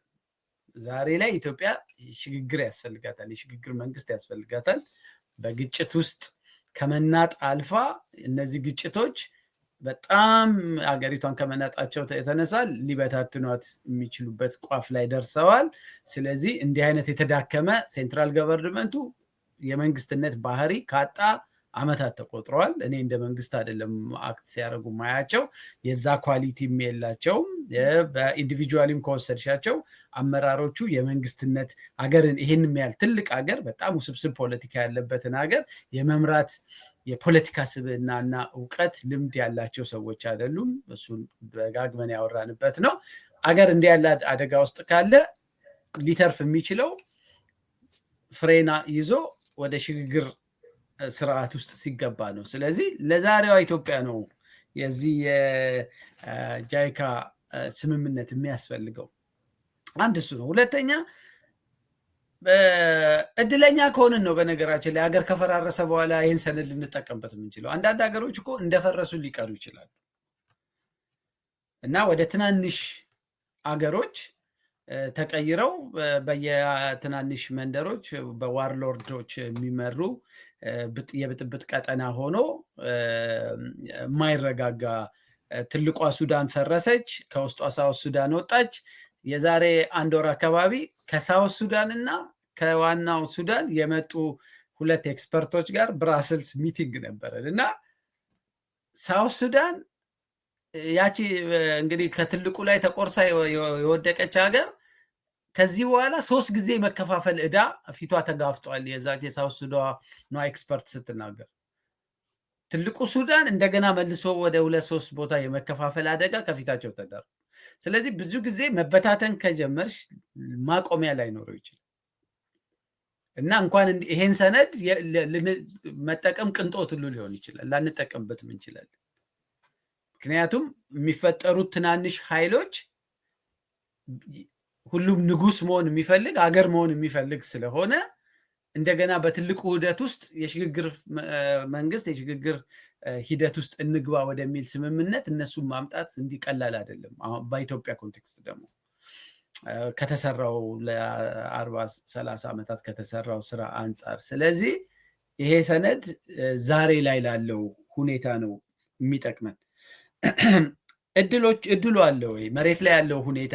እኔ ከጃካርታው ስምምነት እሱ ቀጣዩን ኢትዮጵያ ለማትረፍ የምንጠቀምበት ትልቅ መሳሪያ ነው። ከሱ በፊት ትልቁ ስራ የህዝባዊ እምቢተኝነትን በጋራ ለመስራት የሚያስችለን የንቅናቄው ሰነድ ነው። እሱን መቀበል የቻሉ የኢትዮጵያ የፖለቲካ ኃይሎች ከየትኛውም የኤትኒክ ባክግራውንድ ይኑራቸው ምን ይኑራቸው፣ በማናቸውም አይነት አደረጃጀት በኢትዮጵያዊ ብሔረተኝነት ይደራጅ፣ በሲቪክ ማህበር ይደራጅ፣ በምን ይደራጅ፣ ያኛውን ሰነድ አጽድቀው በዛ ተስማምተው ወደ ህዝባዊ አመጽ መጥተው በየጫካው ያሉ ኃይሎችንም አክኖሌጅ አድርገው ፒስፉል የሆነ ትራንዚሽን ኢትዮጵያ ውስጥ እንዲመጣ ማረግ ከተቻለ እነዚሁ እንደውም ልደቱ እዚህ ላይ ባያስቀምጠውም ሌላ ምርጫ የላቸውም። እነዚሁ ለውጡን ገፍተው የመጡ ኃይሎች አሁን በሉ ስርዓቱ ተቀይሯል፣ the way forward እንዴት እንቀጥል ሲሉ ዝም ብሎ ተነስተው በቀጠል አይቻልም። በማግስቱ ምርጫ ማካሄድ አይቻልም። የግድ የሽግግር ልክ እኮ ደርግ ከወረደ በኋላ የነበረው ሂደት ማለት ነው፣ ብዙ ነገሮች ቢጨናገፉበትም። ስለዚህ ወደዛ ሂደት ኔቸሩ ራሱ እንትኑ የሚመራሽ ባይ ዲፎልት ወደዛ ነው። ልደቱ ቀድሞ ሰነዱን ሰራው እንጂ። ስለዚህ ይሄ ሰነድ በኋላ ድራፍት የሚደረገውን የሚበለጽገውን ሰነድ መነሻ ኢኒሺያል የሆነ የመነሻ ሰነድ ነው፣ ድራፍት ሰነድ ነው። በደንብ ራሱን ችሎ ዳብሮ አንድ መጽሐፍ የሚሆን የቻርተር የሽግግር ጊዜ ቻርተር መጽሐፍ ሊወጣው ይችላል። ዝርዝር ህጎች፣ ዝርዝር ያፈጻጸም ሁኔታዎች ያሉት ምናምን። ትልቁ ስራ ግን እሱን ለማምጣት ፋውንዴሽኑ ለኔ የግንቦት ማኒፌስቶ ላይ መስማማት፣ እነዛ በሳምንት ተከፋፍለው የተቀመጡትን የለውጥ መስመሮች ላይ መነጋገር፣ መስማማት ከተቻለ ይሄኛው ምንም ይሄኛውም የመጀመሪያው ማሳካት ከቻልን ይሄኛው በራሱ ተፈጥሯዊ ሂደቱም ይገፋዋል እና ለኔ እንደው ሞር ተፈጻሚ ሆኖ የሚታየኝ የጃካርታ እንትን ነው። ይሄኛውን እዚህኛው ላይ ነው ትልቅ ስራ የሚፈልገው። የተከፋፈለ እሳቤ ነው ያለን። የሰላማዊ ትግል ውስጥ ቆመው ግን ኢትዮጵያ ውስጥ በትጥቅ ትግል ካልሆነ ለውጥ አይመጣም ብለው የሚያስቡ ብዙ ሰዎች ናቸው። የሰላማዊ ትግልን የሚመራ ፓርቲ ወይ ሲቪክ ማህበር ወይ ምናምንም እየመሩ ሚዲያ እየመሩ ግን ኢትዮጵያ ውስጥ በትጥቅ ትግል ካልሆነ ለውጥ አይመጣም ብለው 4 ነጥብ አድርገው የደመደሙ ብዙ ሰዎች ናቸው እና ጥቂት ሰው ነው ያልተጠቀምንበት። በጣም ከፍተኛ የታመቀ ኃይል ያለው ብንነቀንቀውና ቢነሳ ትላንትም ከልደቱ ጋር በሌላ ውይይት እያልኩ ነበረ 45 ቀን አርዝመህብናል ነው የምለው ለልደቱ። ኢትስ ቬሪ ሎንግ። የማዳጋስካርን ሰዎች ቢሰሙ ይስቁብናል። እነሱ እኮ በ2 ሳምንት ሳይሞላ ነው ሪጅም የቀየሩት። ኔፓል 2 ሳምንት ባልሞላ ጊዜ ውስጥ ነው መንግስት የቀየሩት። 15 ቀን ማለት 20 ቀን ሳይሞላ መንግስት የቀየሩ ሀገሮች አሉ። ስለዚህ ትልቁ ነገር እዚህኛው ሰነድ ላይ በሙሉ ልብ መስማማት ከተቻለ፣ በህዝባዊ እምቢተኝነት ማመን ከተቻለ፣ የሚያምን የማህበረሰብ ክፍል መፍጠር ከተቻለ፣ ወጣቱ ጊዜ የሚወስደው የንቅናቄው ሰኞ ተጀምሮ መቼ ያበቃል የሚለው ጊዜ አይደለም። ጊዜ የሚወስደው ንቅናቄውን ለመጀመር ሰኞ ላይ ለመድረስ የመጀመሪያው ፈርስት ዴይ ላይ ለመድረስ ከዛ በፊት ያለው መግባባቱ፣ መናበቡ፣ ስትራቴጂው ላይ በደንብ ግልጽ መናበብ መኖሩ፣ ሁሉም አምኖበት መቀበሉ ላይ እሱ ነው ጊዜ የሚወስድብን። እዚህ ላይ ላቁም፣ ረጅም ሰዓት አወራው። አይ ቆንጆ ነው። በጣም እናመሰግናለን ያሬድ። ጊዜ የሚወስደው ብሎ የጠቀሰው ነገር አለ አሁን መጨረሻው ላይ እና ያኛው እንደውም 45 ቀናት ብዙ የተተቸህበት በ45 ቀን የሚለውን እንደውም አብዝቶብናል ባይ ነው ያሬድ እንግዲህ እንደገለጸው እና ግን እሱ ጋር ለመድረስ የመጀመሪያዋን ቀን ለመጀመር የሚያስችል አይነት መግባባት ሰላማዊ ህዝባዊ እምቢተኝነትን በተመለከተ እሱ ነው እንደውም ትልቁ ስራ ነው እንደገባኝና ያሬድ እሱን በተመለከተ እንደው የመጀመሪያዋን ቀን ሊያስጀምር የሚችል አይነት ነገር ሊፈጠር የሚችልበት ነገር ይታያል ወይስ ምኞት ሆኖ ነው የሚቀረው? ሀገረ ካኦፒ ላይ ያስቀመጥካቸው ሀሳቦች በዝርዝር የግንቦት ማኒፌስቶ ጃይካ ቃል ኪዳን እያልክ እሱን ነገር እንዴት ታየዋለህ? እስኪ ልደቱ።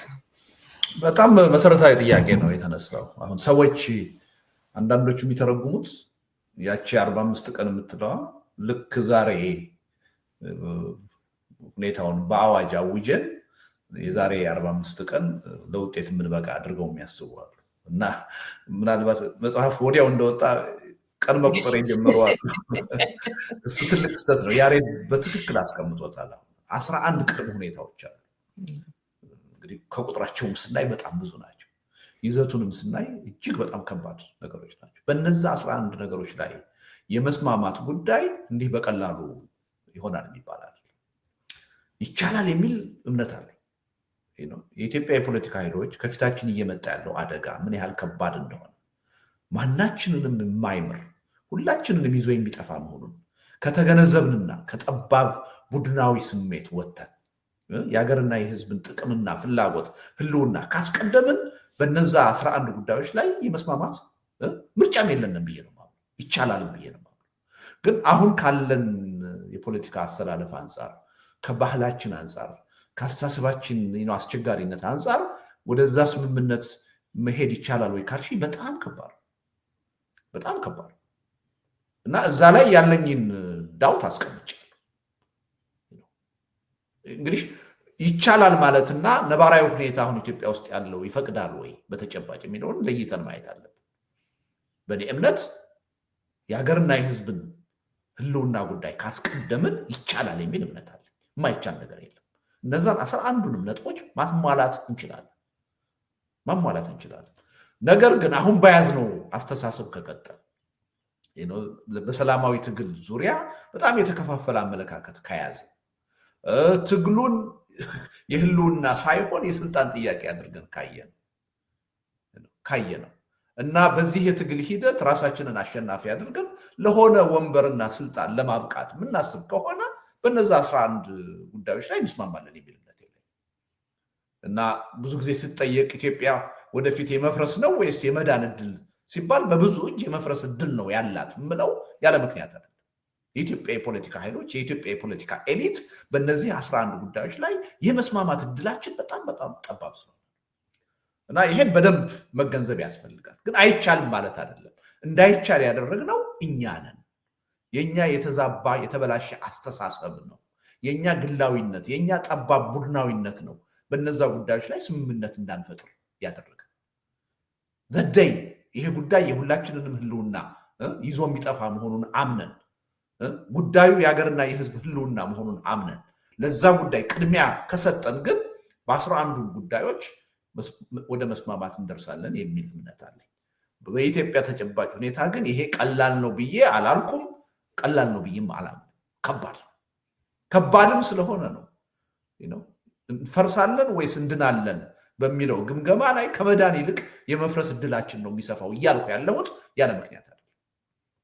በዛ ላይ ትልቅ ሪዘርቬሽን ስላለ የኢትዮጵያ የፖለቲካ ኃይሎች እነዛን 11 ቅድመ ሁኔታዎች ለመቀበል ገና ፈቃደኝነቱ እንደሌለን ስለማውቅ ነው። የተቀራረበ መረዳት እንደሌለን ስለማውቅ ነው። በነዛ ጉዳዮች ላይ ከተስማማን በኋላ ግን እዛ መጽሐፉም ላይ ጠቅሼዋለሁ። እውነቱን ለመናገር የወቅቱ የኢትዮጵያ መንግስት ሶስተኛውን ፌዝ ወይም ሶስተኛውን ሳምንት መሻገር የሚችል አይመስለኝም። ገና በመጀመሪያው የስራ ማቆም ወይም ደግሞ ቤት ውስጥ የመዋል አድማ ላይ ሊንበረከክ ይችላል የሚል እምነት ነው ያለ። ሪሊ 6 ሳምንትም ላይ ያስፈልግ ይችላል። ግን ደግሞ አንዳንድ ጊዜ ከምንጠብቃቸው ውጭ የሆኑ ነገሮች ሊፈጠሩ ይችላሉ። ለነዛ ሁሉ ነገሮችን አሟጦ መዘጋጀት ያስፈልጋል የሚል እምነት አለ። ስለዚህ እስከ 6ኛው ሳምንት ድረስ ምን ሊሰራ ይችላል የሚለውን ነገር ኤግዞስቲቭሊ ማስቀመጡ ጠቃሚ ነው በሚል ነው እንጂ ምናልባት በ3ኛው ሳምንት መንግስት ሊንበረከክ ይችላል። የመጀመሪያው እንደው አደባባይ እንኳን ሳይወጣ ብዙ ሰው ለሞት ለግድያ ሳይዳረግ በሚካሄድ የስራ ማቆም አድማ ቤት ውስጥ በመዋል ብቻ መንግስትን ልናንበረከከው እንችላለን የሚል እምነት አለ። በተለይ አሁን ኢትዮጵያ ውስጥ ያለው መንግስት ህዝባዊ ተቀባይነት ያለው አይደለም። ማህበራዊ መሰረቱን ያጣ ነው። ራሱን በደንብ አድርጎ ለኢትዮጵያ ህዝብ ያጋለጠ ነው፣ ያሳየ ነው። ስለዚህ እንዲህ አይነት መንግስት በውስጡ ያሉ ሰዎች የተሰባሰቡት ወይ በስልጣን ፍላጎት ነው ወይም ደግሞ በኢኮኖሚ ጥቅም ነው። የሀገር አጀንዳ ወይም አይዲዮሎጂ አስተሳስሯቸዋል። ስለዚህ የዛ አይነት ጠንካራ የሆነ የህዝባዊ እምቢተኝነት እንቅስቃሴ ሲመጣ እንዲህ አይነት ስርዓት በፍጥነት ነው መፈረካከስ የሚጀምረው። ስለዚህ 3ኛውን ሳምንትም ላይሻገር ይችላል። ግን ጥንቃቄ ማድረግ እንዳለበት የፖለቲካ ኃይል ይሄ የተጀመረ ትግል በምንም ተአምር መሀል ላይ መቋረጥ የለበትም። ከማሸነፍ ውጭ ሌላ አማራጭ ሊኖረው አይገባም ብሎ እንደሚያምን ሰው ግን 6ቱን ሳምንታት ልናደርጋቸው የሚገቡ ጉዳዮችን ኤግዞስቲቭሊ ማስቀመጥ ተገቢ ነው የሚል እምነት አለ። ኢቭን አሁን የኢትዮጵያ የፖለቲካ ኃይሎች ይህን ሰነድ ብንቀበል ሌሎች ዝርዝር ጉዳዮች በአደባባይ መግለጽ የሌለብንም ጉዳዮች አሉ ብዬ አምናለሁ። ምክንያቱም የታሰበው ነገር ፕራክቲካሊ ተግባር ላይ ስትገቢ በታሰበው መንገድ ላይ ሄድ ይችላል። ያልጠበቅሻቸው ሁኔታዎች ሊከሰቱ ይችላሉ። ለነዛ ሁሉ በዝርዝር መዘጋጀት ያስፈልጋል እና በአደባባይ ከምንገልጸውም በላይ የፖለቲካ ኃይሎች በውስጣችን ይዘን ይሄ ቢከሰት ይሄ ይደረጋል፣ ይሄ ቢመጣ ይሄ ይሆናል የሚሉ ዝርዝር ጉዳዮችን ማድረግ ሁሉ ያስፈልጋል እንጂ እኔ ያሬድ በሚለው እስማማለሁ 45 ቀን ወይም 6 ሳምንት ቅድም ካልኩት ሁኔታው በአሸናፊነት እንዲጠናቀቅ መሀል ላይ እንዳይጨናገፍ፣ እንዳይኮላሽ፣ እንዳይጠለፍ የማድረግ ጥንቃቄ ማድረግ ስላለብን ነው እንጂ አሁን በስልጣን ላይ ያለው መንግስት እኔ 3ኛውን ሳምንት ይሻገራል የሚል እምነት የለኝም እውነቱን ለመናገር። እሺ ምናልባት ትረካውንም ያላዳመጡ መጽሐፉንም ያላነበቡ ቢኖሩ 11 ስንል ግር እንዳይላቸው ዝርዝሩን ያው ስታነቡ ታገኙታላችሁ። እንደው ምንድናቸው ነጥቦቹ የሚለውን ልጥቀስላቸው። የጋራ አደጋን በጋራ መታገል ነው የመጀመሪያው። ሁለተኛው በስልቱ አዋጭነት ላይ መተማመንን መፍጠር። ሶስተኛው ባለድርሻ አካላትን አስቀድሞ በብቃት ማስተባበር። 4 በጠራ ስልትና እቅድ መመራት። 5 ትግሉ ለላቀ ውጤት የሚበቃ መሆኑን ማሳመን። 6 ለስርዓቱ አካላት አማራጭ ዕድልን አለመንፈግ። 7 የተጠያቂነት ስጋት እንቅፋት እንዳይሆን ማድረግ። 8 በራስ ፈቃድ ከሰላማዊነት አለማፈግፈግ። 9 ሳያሸንፉ አለመቆምን ማረጋገጥ። 10 የማይነጥፍ አመራርን መፍጠር። 11 በቂ የተሳታፊነትን መጠን መፍጠር የሚሉ ናቸው ቅድመ ሁኔታዎቹ። እንደው በክፍል 2 የምንመለስበት ይመስለኛል። ምክንያቱም በጣም ብዙ ያልተነካኩ ነገሮች አሉና እንመለስበታለን ከቻልን ሌላም ሰው ጨምረን። በዚህ ፕሮግራም ግን ሳንለው ባናልፈው የምትሉት ነጥብ ደግሞ ካለ ትንሽ ደቂቃዎች ልስጣችሁ ያሬድ። ቴንክ ዩ ሪዮት። እኔ ትላንትና ፕሮፖዝ ያደረኩት ልደቱ ይሄ ሰነድ ያው በቃ አቅጣጫ ጠቋሚ መነሻ ሰነድ ተደርጎ ይወሰድ። አንድ ሀገረ ካኦፒያን ወደፊት ዳብራም ሌላ ገጽም ይዞ ትንሳኤዋን የሚያሳይ ሌላ ልቦለድም ልደቱ ጊዜ ሲያገኝ ትንፋኤ ሲያገኝ ሊጽፍበት ይችላል። አሁን ሀገረ ኢትዮጵያ ላይ ያተኮረ ሲሪየስ የሆነ ውይይት ያስፈልጋል፣ ጊዜ የለም። ስለዚህ አንዱ በአደባባይም ሊደረግ የሚችል፣ ሁለተኛው ግን ትንሽ ጊዜ የሚወሰድበት ትንፋሽ ሰብሰብ ተደርጎ በደንብ ከቢሃይንድ ዶር ቢሃይንድ ስክሪን የሚመለከታቸው አካላት በዚህ ሰነድ ላይ በእያንዳንዱ ከ1 እስከ 11 በተጠቀሱት ዝርዝር ነገሮች ላይ እየሄዱ እያዳበሩ ምን ማለት ነው ከነትርጓሜያቸው ምንድን ነው በእያንዳንዱ አንጓ ውስጥ አቺቭ ማድረግ የተፈለገው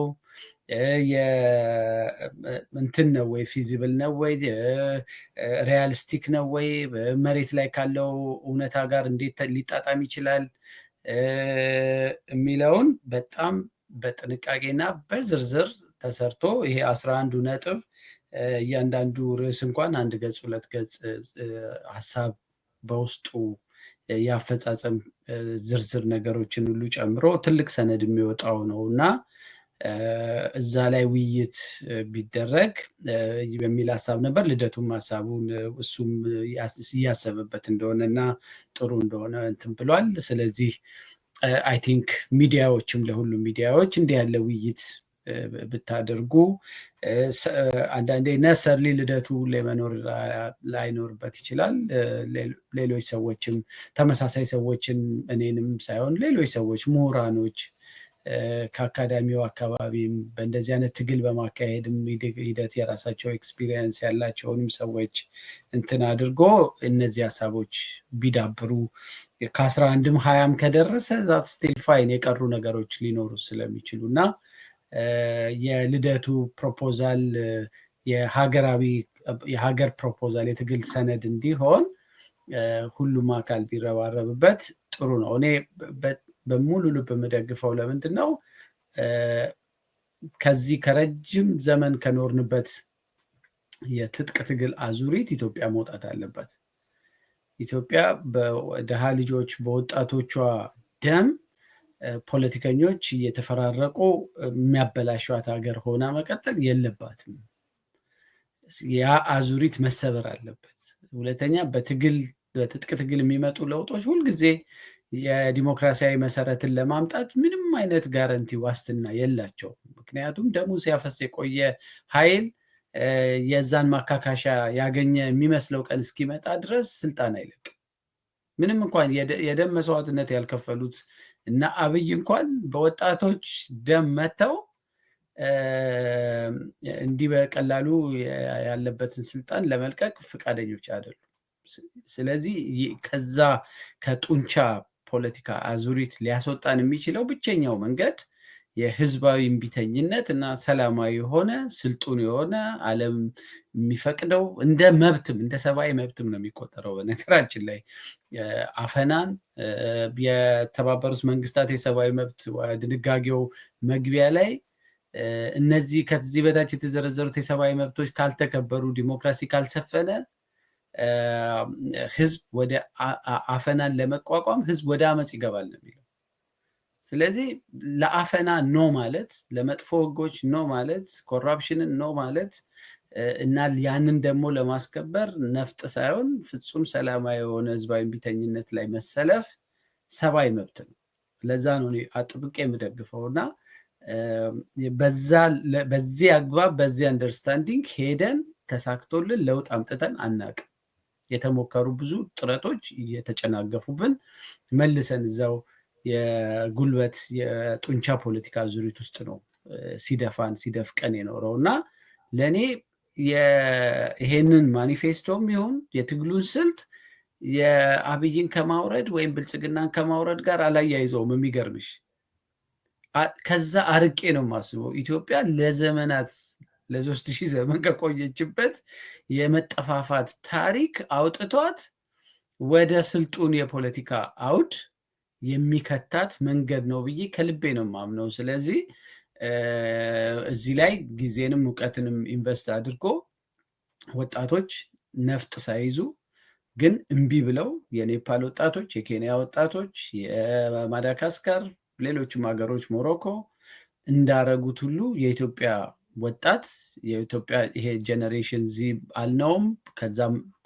ከፍ ያለው በእኛም እድሜም ያለው ሰው እድሉ አለው የኢትዮጵያን ማዘመን የስልጡን ፖለቲካ ባህል መሰረት ምንጥልበት እድል ነው። ይሄ እድል ካመለጠን ቅድም እንደተባለው የመበታተኑ አደጋ እንደገና ለብዙ ዓመት የኖርንበትን ጡዘት በጣም አስቀያሚ በሆነ መንገድ እንደገና እንያያዘዋለን እና እኔ በዛ አግባብ ስለምረዳው ውይይት እየተደረገ እየዳበረ ቶሎ ወደ ውጤት የሚሄዳበት መንገድ ላይ ትኩረት ቢደረግ ጥሩ ነው ላለው። ቴንኪው ሪዮት እነዚህን እድሎችም መድረኮችም ስላመቻቸሽ። እኔም በጣም ነው የማመሰግነው። እንዳልኩት እንግዲህ ሌሎች ሰዎች ዛሬ እንደውም 5 ሆነን ነበር እንድንወያይ ያሰብኩት፣ ያው በተለያየ ምክንያት አልቻሉም ሁለቱ ሰዎች። በሚቀጥለው ጨምረን ለመነጋገር እንሞክራለን። ልደቱም እንደዚሁ ትንሽ ነገር ሳልል ባላልፈው የምትለው ካለ ጨምርልንና በክፍል 2 ያው ሌሎች ያልተነኩ ብዙ መነካት ያለባቸውን ነገሮች ደግሞ እንነካካለን። ጥሩ ነው። አዎ 1-3 ነገሮች ላይ ኮሜንት ባደርግ እንደ መደምደሚያ ስለሆነ፣ አንደኛው ይሄን መጽሐፍ ማን ነው ማንበብ ያለበት የሚለው ላይ እንደው ትንሽ ማለት ፈልጋለሁ። እኔ ሁሉም የህብረተሰብ ክፍል ኢትዮጵያ ውስጥ ያለ ማንበብ አለበት የሚል እምነት አለኝ። ምክንያቱም አሁን ሀገራችን ያለችበት ነባራዊ ሁኔታ ካልተቀየረ ሄደን ሁላችንም ነን ዕዳ የምንከፍለው። ከዛ ቀውስ፣ ከዛ መፈራረስ፣ ከዛ መተላለቅ የሚድን አካል የለም። ሀገረ ካውፕ ላይ አይተናል፣ የዳነ የለም። ስለዚህ መጀመሪያ የመንግስት ባለስልጣናት ሊያነቡት ይገባል። ስልጣን ዘላለማዊ አይደለም። ዛሬ የማይቀየር የመሰላቸው ባለስልጣንነት ነገ ከነገ ወዲያ ዕዳ ሊያስከፍል እንደሚችል፣ ከራሳቸውም አልፎ ያ ዕዳ ለቤተሰቦቻቸው ሊተርፍ እንደሚችል ያስተምራል የሚል እምነት አለ። ስለዚህ የመንግስት ባለስልጣናት ቢያነቡት እመክራለሁ በአንድ በኩል። በሌላ በኩል ተቃዋሚ ፓርቲዎች ሪሊ አሁን ሽኩቻ ውስጥ ነን። አንዳንዶቻችን የምናስበው በዚህ የትግል ሂደት ራሳችንን አሸናፊ አድርገን ለስልጣን እንበቃለን ወይ ብለን የምናስብ የፖለቲካ ኃይሎች ብዙ ነን። ለዛ ነው እስካሁን ድረስ ተጨባጭ ወደሆነ ትብብር መግባት ያልቻለው። ለዛ ነው አሁን ከስርዓቱ ጋር ብቻ ሳይሆን ከአገዛዙ ጋር ብቻ ሳይሆን የጎንዮሽ ትግል የምናየው። ስለዚህ ሪሊ ተቃዋሚ ፓርቲዎች ሰፊ ትምህርት ያገኙበታል የሚል እምነት አለ። ይህ አይነቱ የተናጠል ሩጫ ሄዶ ራስን ያጠፋል። ይሄ ደግሞ ለሁለቱም ነው፣ በትጥቅ ትግል ውስጥ ላሉትም በሰላማዊ ትግል ውስጥም ላለ ነው የሚሰራ ነው።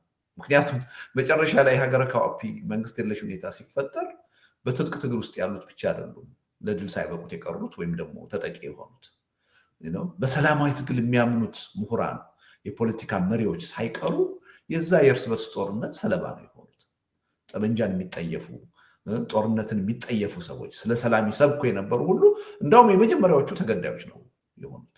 እና ሪሊ ተቃዋሚ ጎራ ከዚህ ሊማር ይገባል። በትጥቅ ትግልም የየራሳቸውን ሂሳብ ሰርተው እኔ ነኝ አሸናፊ ልሆን የምችለው መንግስት ልሆን የምችለው ብለው ድርድር ሲገፉ የነበሩ የፖለቲካ ኃይሎች መጨረሻ ላይ የደረሱበትን አይተናል። ውስጣዊ መፈረካከስ ውስጥ ነው የገቡት። አንዳቸውም ሀገሪቱንም ማዳን አልቻሉም፣ ራሳቸውንም ለአሸናፊነት ማብቃት አልቻሉም።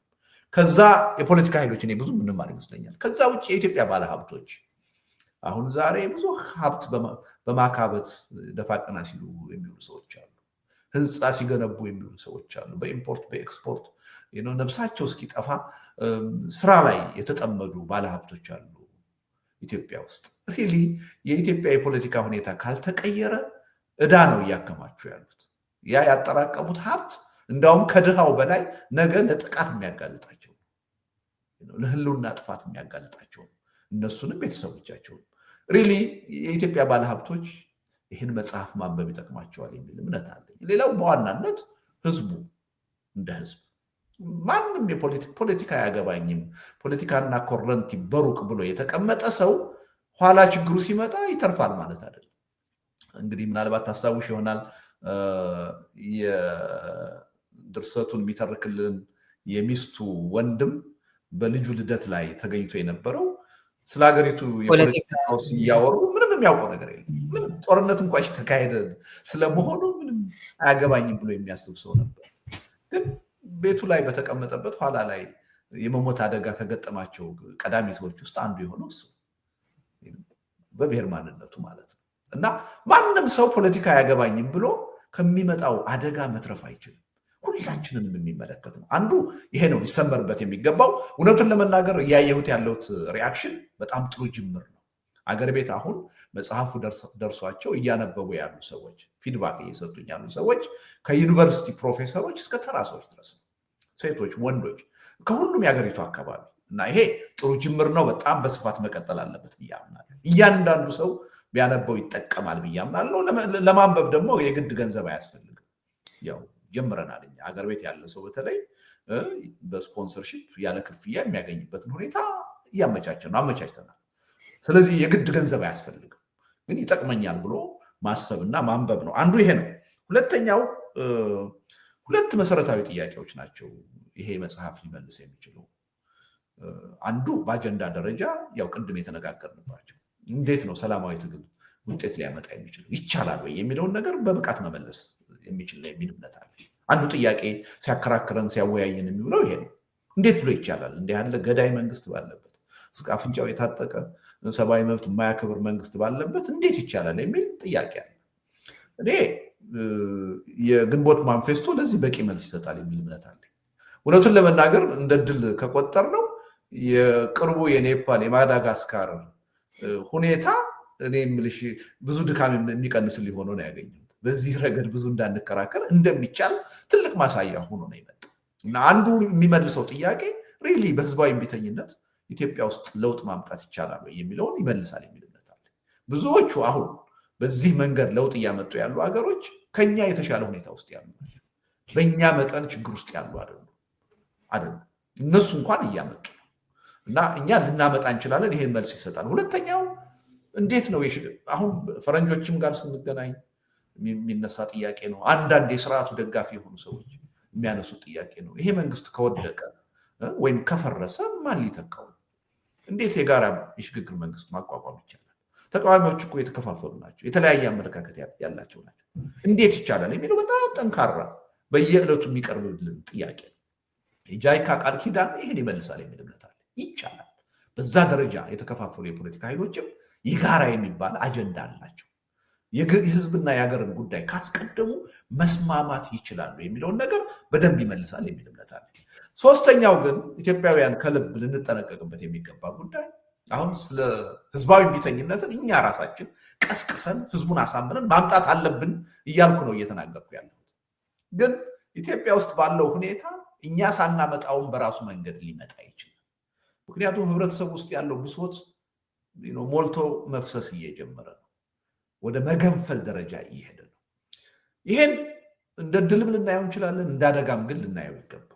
እኛም ማንቆጣጠር፣ የፖለቲካ ኃይሎች የማይቆጣጠሩት፣ ሲቪክ ማህበራት የማይቆጣጠሩት፣ በአግባቡ አቅደው የማይመሩት፣ በስሜትና በተናጠል የሚካሄድ ህዝባዊ እምቢተኝነት ሌላ ጣጣ ይዞ ሊመጣ ይችላል። ሶሪያ ያለፈችበትን ሁኔታ አይተናል አይደል?